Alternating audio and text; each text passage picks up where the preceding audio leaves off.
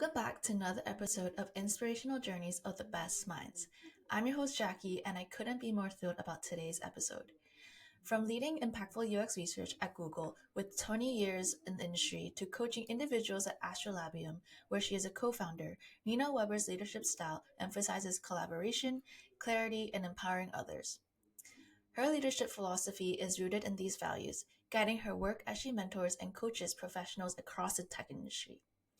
Recently, Nina has transitioned from her role at Google into the career coaching space, where she's combining her decades of experience with a deep passion for helping others unlock their potential. Today, we'll be talking to Nina about her incredible career transition, what it takes to lead teams in the competitive tech space, and how aspiring UX researchers can make their mark. Nina, welcome to the show. It's such an honor to have you here. Thank you for joining us. Thank you so much, Jackie. I'm so pleased to be here. Really excited about this. So to kick things off, I want to go back to your childhood for a moment. What did you want to become as a kid, and how did you eventually find your way into UX research? That's a nice one.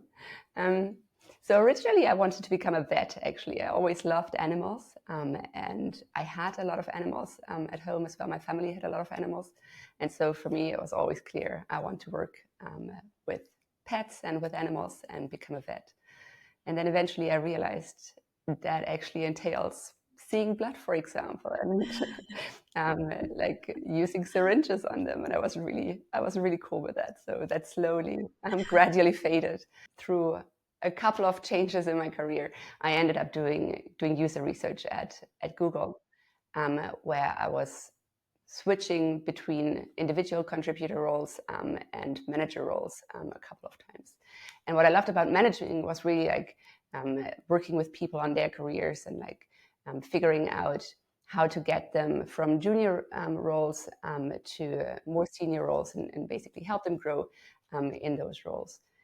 And at some point, as a manager, I got like a training where I learned coaching formally as a methodology. And I found that super powerful compared to, say, mentoring or directing someone, right?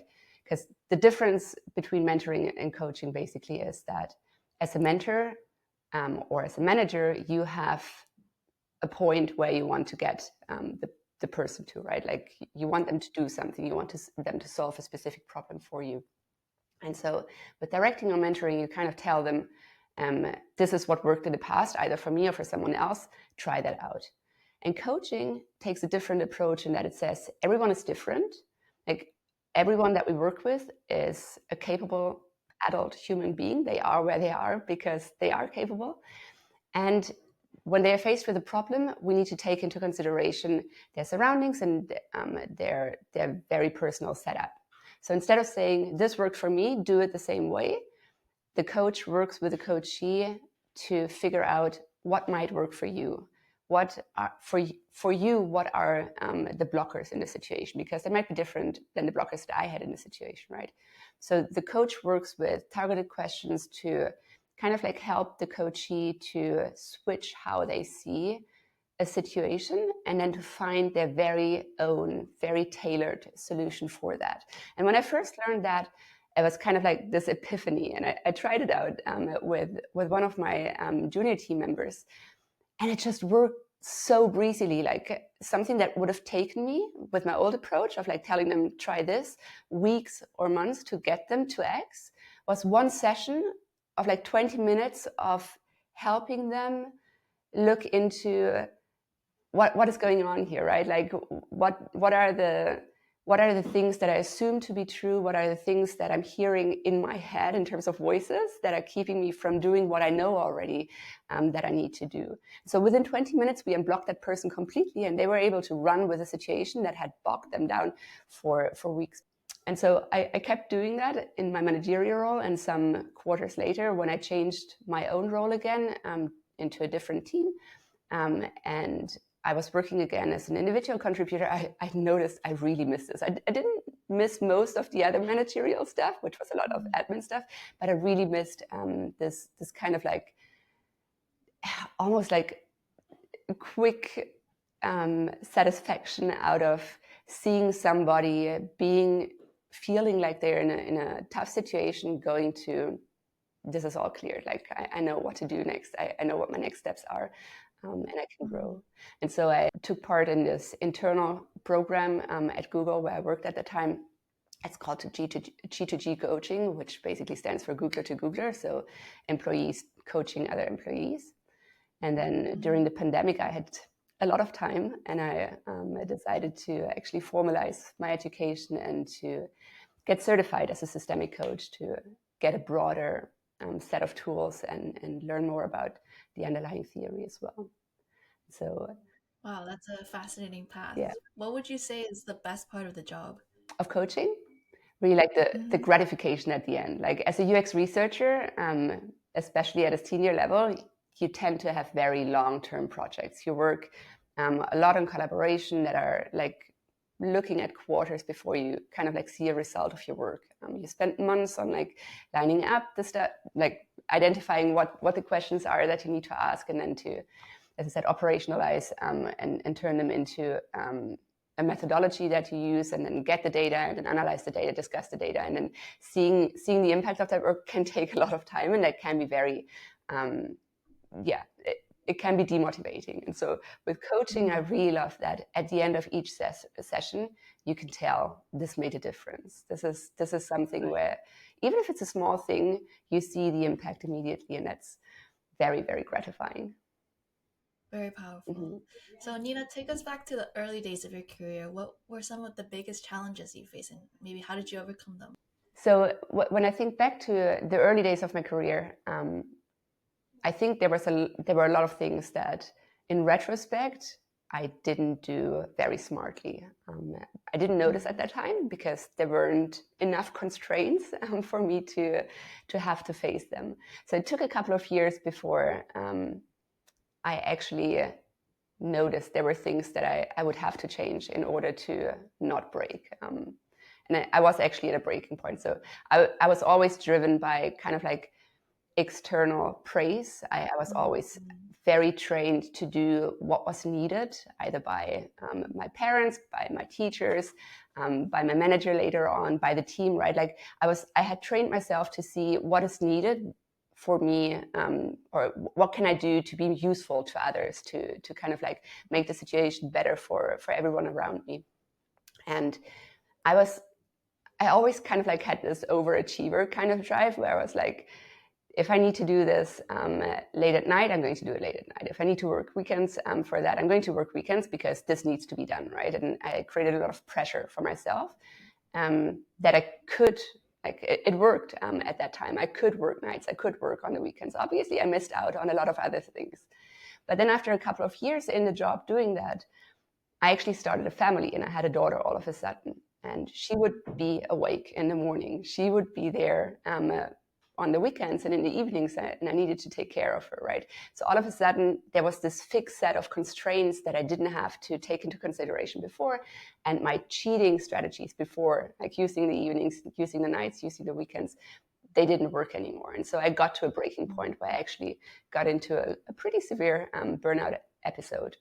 And so that was terrible, but at the same time, it was also great because it forced me to stop and think about what do I need to change in the way that I address things to have a satisfying career and actually a career that doesn't break me for the rest of my life.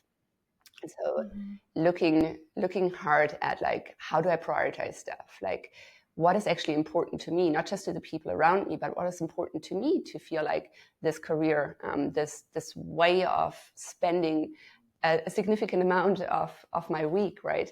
What do I need in those hours to get satisfaction out of them? And not just satisfaction, but how can I turn that into something that, instead of creating pressure and stress, negative stress, how can I turn it around into something that actually is a source of joy and something that gives me energy? Absolutely. Thank you for sharing that. I'm sure that was a huge turning point in your career. Yeah. So you've led diverse teams throughout your career at Google. What are some of the most important leadership lessons you've learned? Yeah. So one of the most important lessons that I learned when I became a leader is exactly this thing, right? Like there's a saying, and I don't know who to attribute that to right now, but it's like, what got you here won't get you there. It's like this thing where like it's a very common career trajectory for people as they grow more senior, because they're very good at the core of their job, right?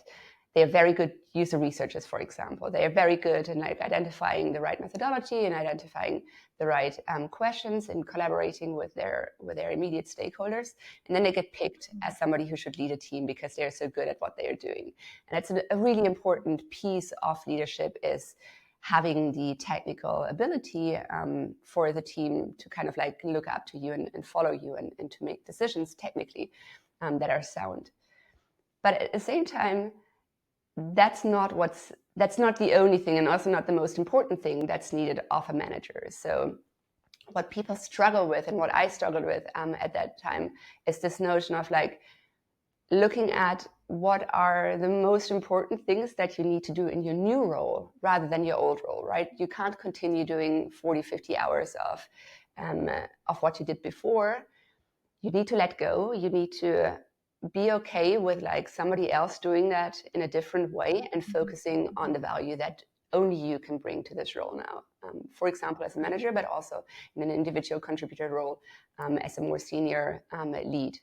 You need to find it in you to trust others, to do the job in as good a way as you, even if they are doing it differently.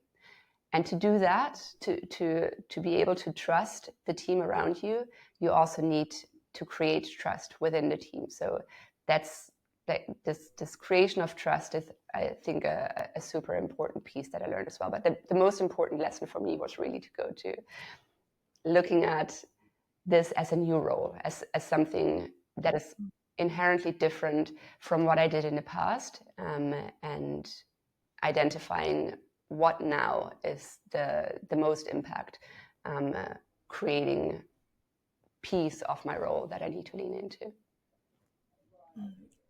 So what are some of the common career development challenges that you've seen across from your clients that you coached? Yeah, it's a funny one, because I do a lot of work with people who are who come to me because they have a specific problem, right? And those specific problems look very different on the surface. Oftentimes it's about like, I have this new role and I need to figure out how to do this. I've always been very good in what I've been doing. And now I struggle all of a sudden. And I think that's a common thing. So a lot of the people who work with me, whether it's on a specific problem or also on finding a new job, for example, they're very high achievers. They are very used to knowing what to do and doing it really well in something that they did before. And when they're faced with a new situation, they oftentimes struggle with this, letting go of like old behaviors and figuring out what new behavior is needed. But one pattern that I see a lot as well is people struggling with figuring out what motivates them. Like, that's oftentimes like early mid-career, right? When they've been doing what they've been doing for a significant number of years, and they've been doing it really well, and they are still doing it really well, and they are still getting praise, and they're still on paper successful with it, but they notice it's actually not bringing me joy anymore. It's like I'm looking elsewhere, I'm missing something, and I'm spending more and more time on figuring out how to motivate myself to do what I've been doing in the past without effort. And so this is something that oftentimes comes from exactly this thing that I described before, right? Like where our motivation is very much externalized. Oftentimes we are very used to looking at our team, at our managers, at our leadership to provide the reason for us doing something, for telling us why something is important. And at a certain point, that just means we lack a fundamental piece of our foundation, which is knowing why I am doing something. External reason isn't sufficient over a longer period of time. We need to be able to connect what we're doing to our own set of values, to our own set of motivation and things that create meaning for ourselves. And very often we don't spend any time on looking at that, on identifying what actually is important to me. Very often I speak with clients and I ask this question, what would you do, right? If you didn't have to work, how would you spend your time? And they can't answer this question. They're so used to thinking about how they can be useful that they don't even know how they would spend an afternoon to just maximize their own enjoyment. They can do that maybe if a friend makes a suggestion, but they don't really have the sense of this is what I would spend my time on. And so figuring out what that is, what are things that, aside from how other people, how external people react to us when we do that, what brings us joy intrinsically, what are our values, that is something that I spend a lot of time with clients that maybe also originally came with a different problem to solve that was very tactical or very specific to a situation, and then they realize, well, we've solved that problem, but I'm still struggling. I'm still not really content, and so that's when we look into what are your values, what do you need more of. People that seems like are burnt out, how do most people get that spark back? By really sitting with themselves. I think this is something that really takes time to look at. In the past, when was the last time I actually really felt satisfied or happy or had that spark, right?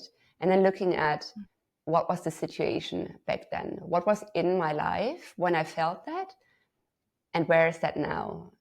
Is that do I have that occasionally still, and can I kind of crank this up, or is that something that has gone for some reason because something else came in, and I need to create structures to get that back, create situations to get that back. And very often it's people are afraid to look at that because they think, oh, this is going to need a radical change, right? This is going to require me quitting my job and moving to Tibet or whatever, right?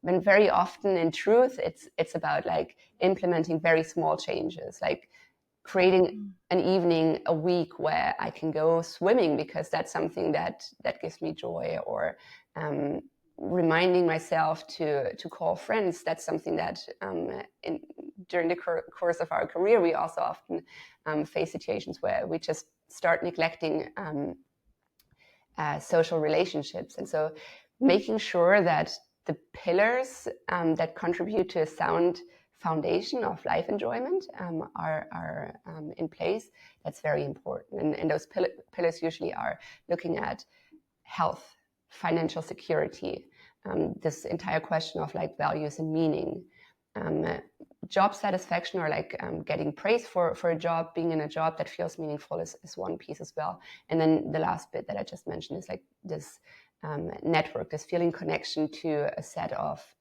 friends, acquaintances, a community that is really important for us to long-term have a sense of belonging and therefore meaning in our life and in our career. Yeah, I'm sure even the pandemic and the after effects of the pandemic had made a huge impact on everything that you just spoke on. I think the pandemic was really also something that just put a lens, highlighted how even before the pandemic, our social networks weren't really super intact and very strong. And that's when the lockdown came, right? People felt that they were by themselves, or worse, by themselves with a partner that they didn't really have very, very good communication with as well, and or with a family that was kind of out of whack.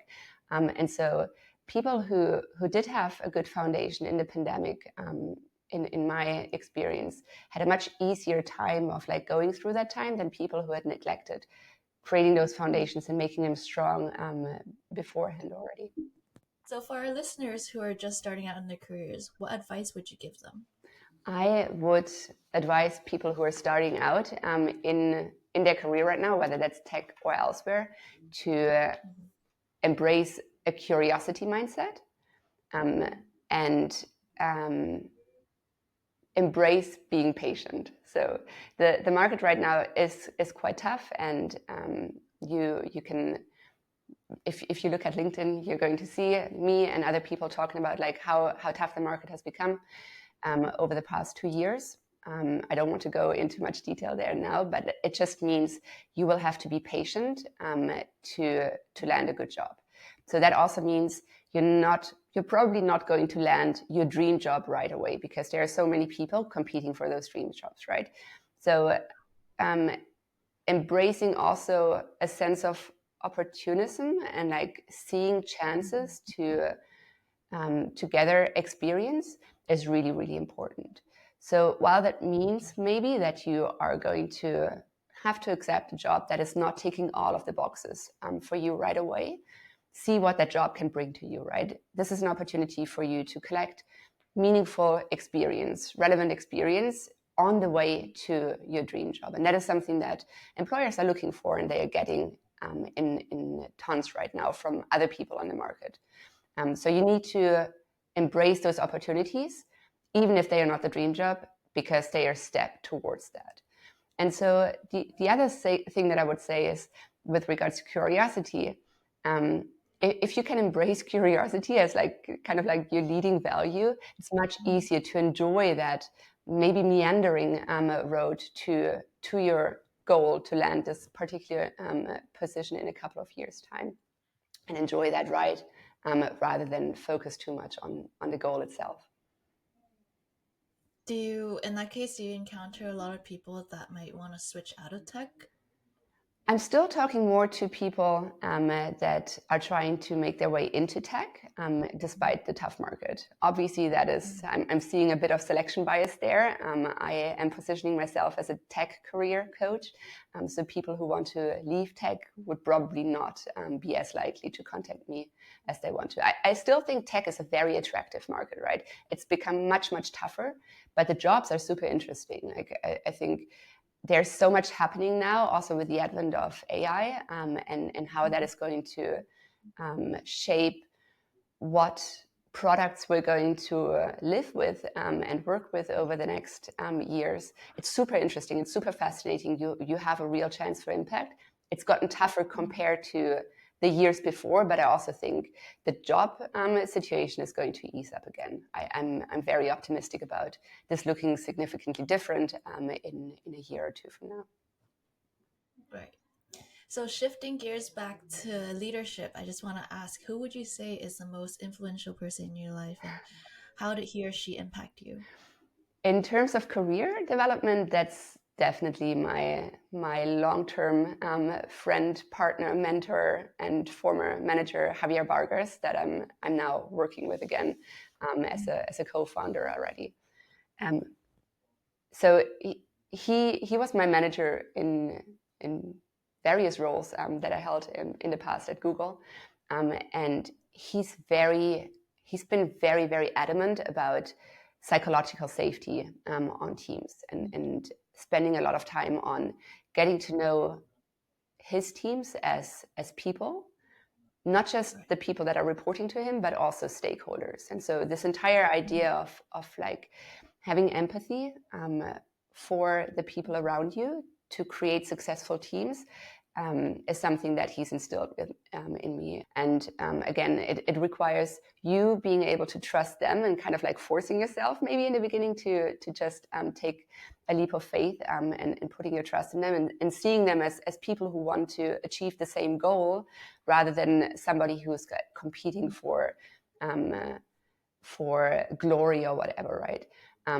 Understanding what it is that they want to achieve and how that aligns with your own needs, your own goals, and then figuring it out together. That is super important, both for people you manage, but also for people that you collaborate with in cross-functional product development teams. Definitely. And also for building meaningful connections. Yes. That's key to it makes it so much more enjoyable again as well, right? Like it's not just about effectiveness, it's also about bringing that joy back into how you work and how you spend that significant portion of your life. Yeah, for sure. So Nina, before we wrap up, I have a fun question to ask. If you won the lottery tomorrow and money wasn't an issue, what would you do with your time? I love that question. I'm working with that question with clients. a lot as well, because I think that's exactly the piece that leads back to the values that guide your decisions, right? So I'm in a very fortunate and very privileged position that I feel like I'm doing that already. I have quit my corporate job last year to start focusing my time on the stuff that brings most meaning to me, which is working with other people on growing their skills and growing their careers. So I think in terms of how I spend my working hours, I wouldn't change much. What I would do is I would probably splurge more on myself and on experiences, because that's stuff that you both remember the longest, but then also it builds relationships, right? So I would definitely spend more time on weekly spa treatments, on excursions with people that mean something to me. Nina, thank you so much for joining us today and sharing your incredible insights. How can our listeners learn more about your work or explore your career coaching services? Yeah, I'm very active on LinkedIn. I do also have a website with my partner for our company, Astrolabium.me. You can find some of our stuff on YouTube. That's going to be more in future. But yeah, reach out and follow me on LinkedIn. Very happy to connect and talk about not only career development. I have a very broad range of things that I'm interested in. Perfect. Thank you, Nina. Thank you so much, Jackie, for having me.